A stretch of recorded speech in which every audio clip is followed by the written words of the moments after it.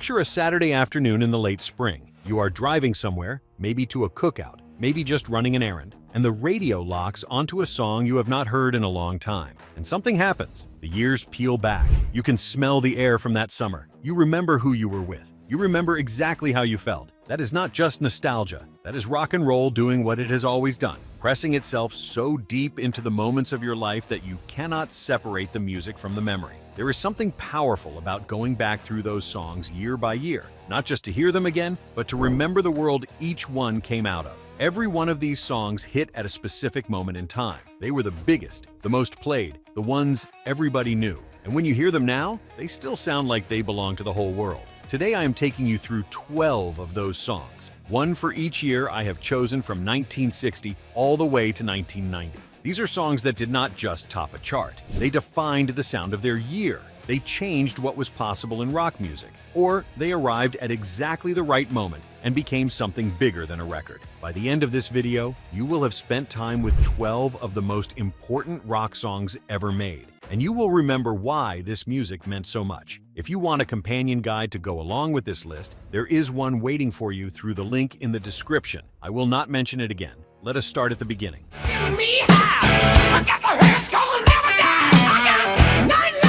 Number 1, 1960, Only the Lonely by Roy Orbison. Only the lonely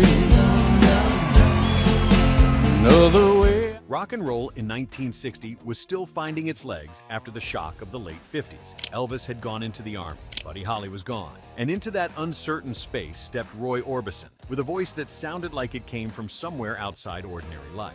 Only the Lonely was a trembling, aching ballad built around that impossible 3-octave range. It was something no one had quite heard before in rock, pure vulnerability delivered with operatic power. The song climbed to number 2 in the United States and topped the charts in the United Kingdom. It told a generation of young listeners that rock music could carry real heartbreak. Orbison was never flashy. He stood still on stage and let the voice do everything. It was enough. If you're lonely, heartbreak, only the... Number 2, 1963, Surfin' USA by the Beach Boys. Everybody had an ocean across the USA.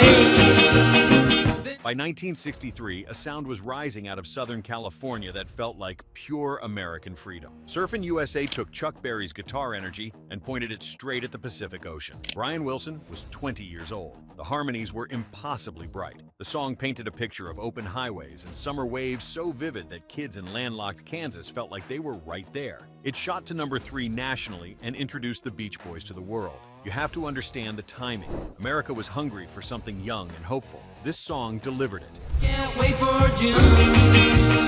We'll all be gone for the summer.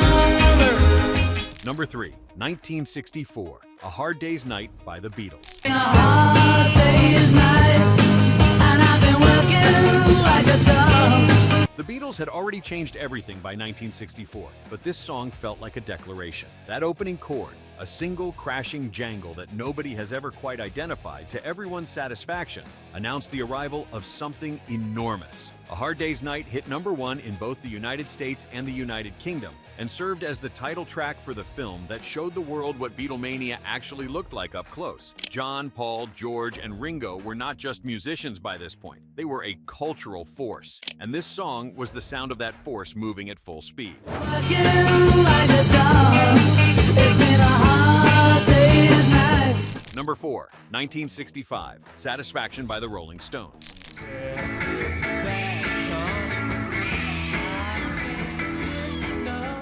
If the Beatles represented the polished, hopeful face of the British invasion, the Stones were its restless, dissatisfied edge. Keith Richards woke up one morning with that 3-note riff already in his head, caught it on a tape recorder before he went back to sleep, and history moved forward. Satisfaction hit number 1 in the United States in the summer of 1965, and stayed there. The song was about frustration, about wanting something you cannot name. It spoke to young people in a way that felt genuinely adult. That fuzz guitar tone was something new.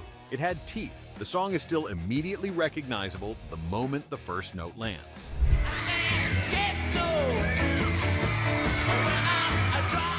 Number 5, 1967, Light My Fire by the Doors. Oh, baby, light my fire. Try to set the night on fire. 1967 was a year of enormous change in American music. Psychedelia was arriving. The Doors released their debut album in January, and by July, the radio-edited version of Light My Fire was #1 in the country. Jim Morrison's voice had a theatrical darkness that set it apart from everything on the dial. Ray Manzarek's organ carried the melody in a way that felt ancient and strange at the same time. The extended album version ran over 7 minutes. Nothing on mainstream rock radio sounded quite like it. The song became a symbol of the entire summer of love, which is almost funny because the Doors were never really a peace and love band. They were something stranger and more unsettling than that.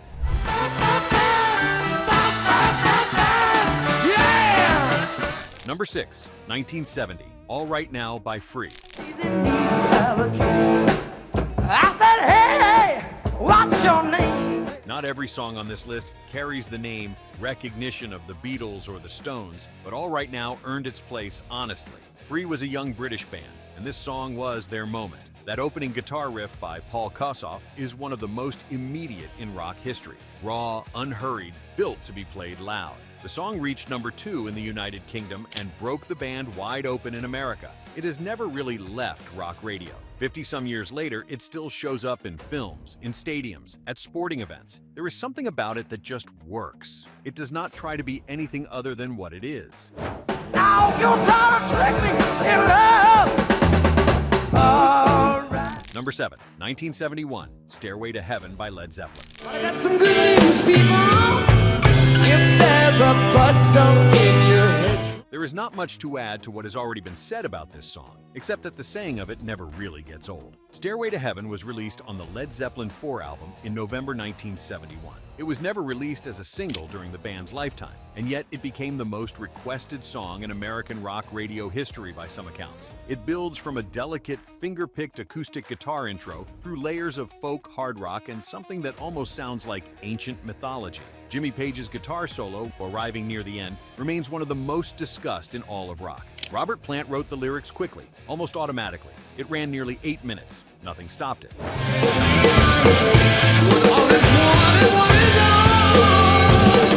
Number 8, 1975, Bohemian Rhapsody by Queen.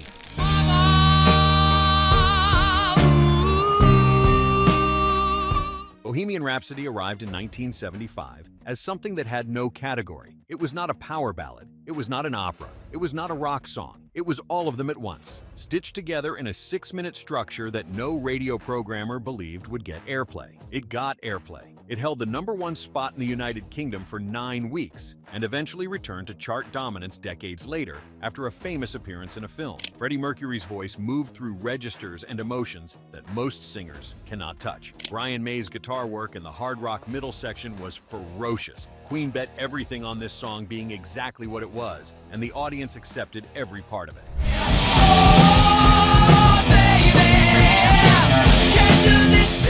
Number 9, 1977, Hotel California by the Eagles.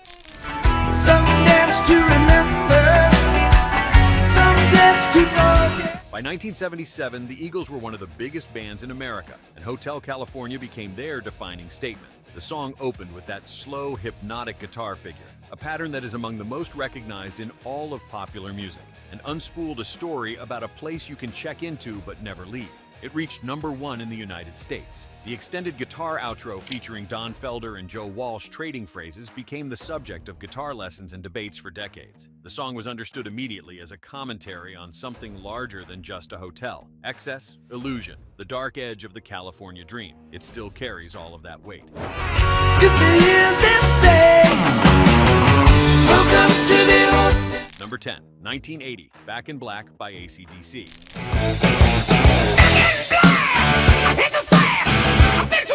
AC/DC had just lost their lead singer, Bon Scott. They could have stopped. Instead, they hired Brian Johnson, wrote an album in his memory, and released Back in Black in July 1980. The title track opened with a tolling bell and landed on one of the most famous guitar riffs ever put to tape. Malcolm Young's rhythm playing was a wall of sound. Johnson's voice was raw and unstoppable. The album went on to become one of the best-selling records in history. Back in Black, the song hit immediately and never stopped. It was a declaration of survival. The band had been knocked down and came back harder. Rock listeners recognized that immediately.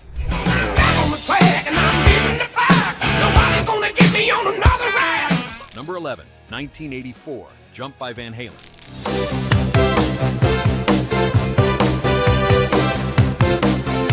Van Halen spent their early years defined by Eddie Van Halen's guitar work, arguably the most technically impressive in rock at the time. Then in 1984, they released a song built around a synthesizer. Nobody expected it. Jump became the band's only #1 hit in the United States and stayed there for 5 weeks. Eddie's keyboard intro became as famous as anything he had done on guitar. David Lee Roth delivered the vocal with that elastic charisma that always made Van Halen feel like a party. The song is a snapshot of mid-80s rock at its most confident and unashamed. It sounds exactly like 1984 feels in memory.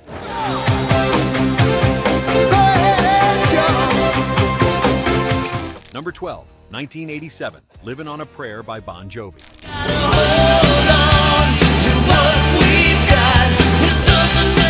By 1987, Bon Jovi had become one of the largest rock acts in the world, and this song was the peak of that moment. Livin' on a Prayer told the story of Tommy and Gina, working-class kids holding on. It connected with people who were living some version of that story themselves. The song reached #1 in the United States in February 1987. That guitar intro, run through a talk box by Richie Sambora, was immediately memorable. The key change near the end of the song lifted the chorus into something that felt genuinely anthemic. It was the kind of song that entire stadiums sang back to the stage. 30-some years on, it still does.